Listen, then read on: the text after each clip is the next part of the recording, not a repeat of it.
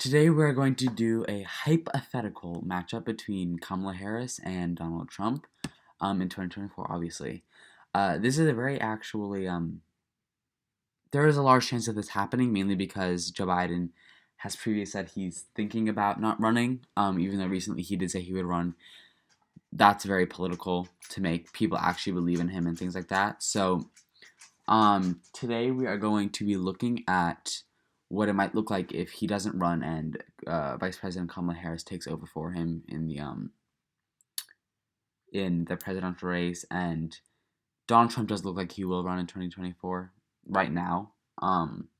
So this is a very very very possible matchup, and it might be what we see in 2024.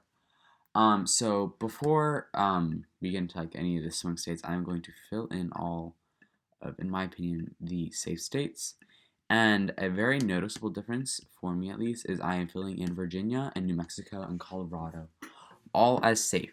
Um, and this is big because it very recently Virginia, I think it was last time, yeah, it was 2004 when Virginia went to the Republicans, and now it's a solid state. Um, that's around 16, 17 years. In this case, it'll be around 20 years, but that, yeah, it will be 20 years. But that's monumental for the Democrats. It means they've been able to make inroads in this state, um, to the point where it's now solid for them. That's a pretty big thing for them. Also with Colorado and New Mexico. In 2012, those both were, at least Colorado was, considered a swing state. In 2012, and now it's a solid state. Um, I think that also just says a lot about where we are as a country and what the trends are, and what we will be seeing in the future. Okay, so this is what I also believe will be.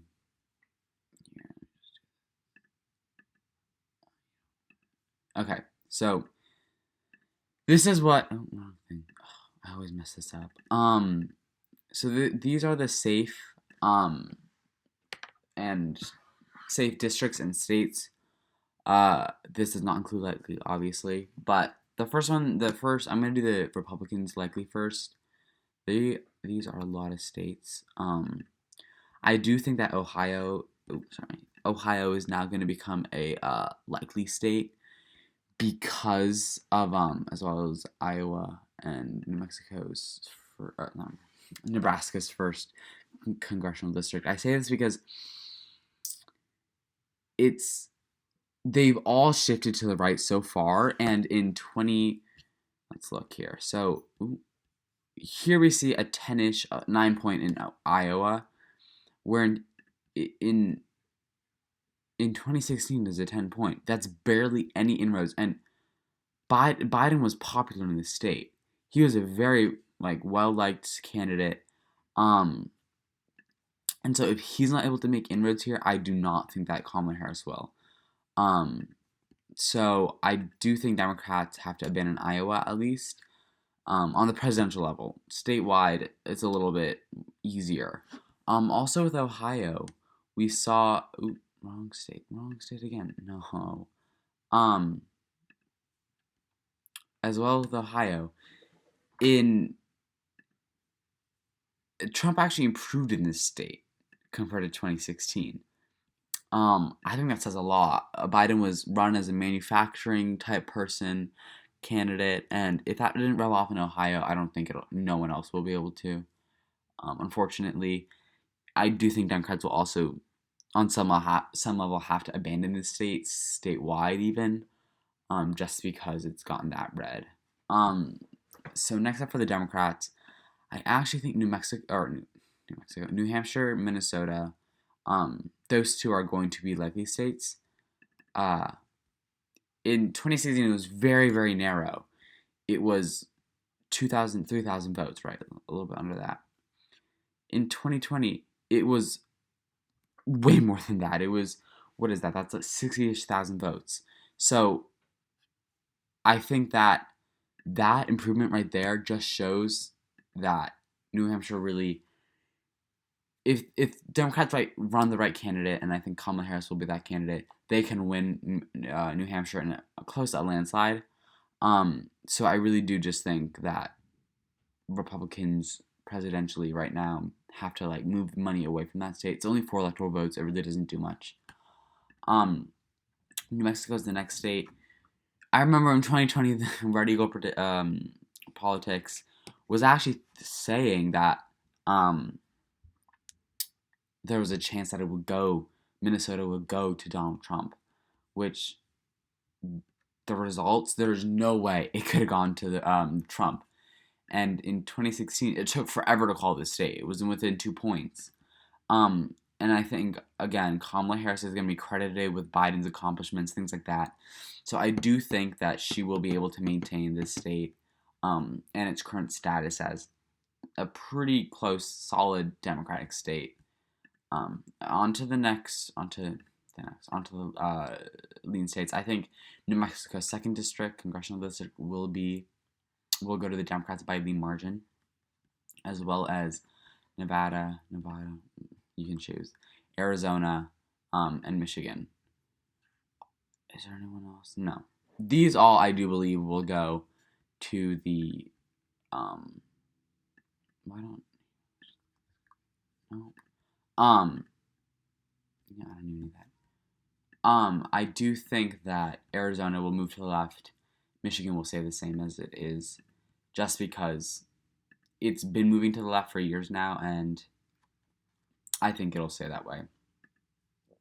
Can bring it to 2016. That's almost a 4-point margin that it's shifted. And if the Democrats are able to keep this up, it will be a solid Democratic state very soon. Obviously, they won't keep it up, but I do think there's a possibility that they might be able to. And I think that's a big deal because Arizona has been, I wouldn't say a Republican stronghold, but it's created a lot of prominent Republican figures, Jeff Flake, John McCain, and now it's become a Democratic state. The congressional delegation is Democratic. The state house is. Both senators are Democrats. The governor isn't, and I don't believe the state senate is either, but I think Arizona is one of the next pretty solid blue state. And in Michigan, this is the largest margin out of any of the Rust Belt states. It was close to 3 points in the end, around 150,000 votes. And so I think Kamala Harris will be able to carry that over to 2024, because Trump won't be, if he wasn't able to recreate that in 2020, he definitely will not be able to recreate that in 2024. Kamala Harris is going to be credited with vaccine rollout and the crushing of COVID-19. So I think those two things combined will put her in the lead there and basically ensure that she wins. Lean states for the Republicans, there's only one I have. Actually, two. Florida is the biggie here because Florida is a quintessential swing state, and I just don't think 2020 showed us that Florida's pretty Republican. I wouldn't say it's completely Republican yet, but it's been shifting that way. I remember 2016 was a big deal, 1.2 points. That was a big win for Trump. And this year was even bigger than that when the Democrats were able to flip Georgia, Pennsylvania, Michigan, Wisconsin, and Arizona. They were not able to flip Florida. And I think that says a lot about where the state is in their political spectrum. With DeSantis as governor, it's heavily influencing the state. So I do think that Florida will stay Republican, especially because Kamala Harris won't be able to bring in the Hispanic vote, which is what led to Biden's downfall in that state. Now tilt margins for all the parties. So Georgia, North Carolina, Pennsylvania, and Wisconsin. That just leaves one state. So there's a lot to unpack in this, not this call, but you know what I mean. So with Georgia, Biden brought out the African American vote in like it's never seen before, and I think Kamala Harris will be able to recreate that, maybe even build off of that. And with that, I think she'll be able to win the state again, which is really important because it it hasn't been won in years. The last one was Bill Clinton, and if the Democrats are able to solidly keep it in their hands, this could be their key to victory in presidential elections for years to come. Because if the Republicans have no way of winning without Georgia. Um, they have no path. So, like, let's say it goes to Kamala Harris, and these states all go. They do, but it's 10 times harder because, like I said, I do not think Michigan will be going to the Democrats in a while, or to the Republicans, sorry, for a while, and I also don't think Arizona will. Um, I could see Wisconsin going to the Republicans easier. I have an easier time seeing that than any other state, just because Wisconsin wasn't the most solid in 2020 for the Democrats. It was very few votes. So there you go. Next state is North Carolina. We saw a shift here of around 3-ish points, a little bit more. So Trump wasn't able to build off of the Republicans, like, in 2020, Trump was not able to build off of his 2016 numbers, 4.98%, 4.99%. That's barely anything. But Biden was. He was able to improve by 2%, and that's in large part due to the fact that the third candidates were really irrelevant in this case. But it does show that the Democrats are able to turn out their numbers, that they are able to build off of what they had years previous, and I think this trend will continue, and that the Republicans will shrink, and that North Carolina will go blue in 2024. Pennsylvania. Pennsylvania was the second largest margin for the Democrats in the Rust Belt. It was 1.2 points, which was equivalent to around 100,000 votes, a little bit less. And so it will be narrow again. And I think that's going to be an issue the Democrats have to talk about, or not talk about, but face, that they will have issues in Pennsylvania very soon. And they need to focus on it a lot because that's an important state. Yes, it's losing electoral votes, but it's going to be another 2 elections with this same amount of electoral votes, 19, which is a lot. That's a lot of electoral votes. It's the same as New Jersey, or not the same, but close. So there are a lot of not a lot of states, but 19 electoral votes can make or break an election. And I think Democrats need to realize that and focus money in there.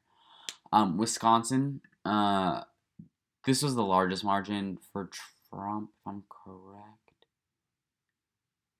I'm almost okay. It wasn't exactly, but it was the narrowest for Joe Biden. Very narrow.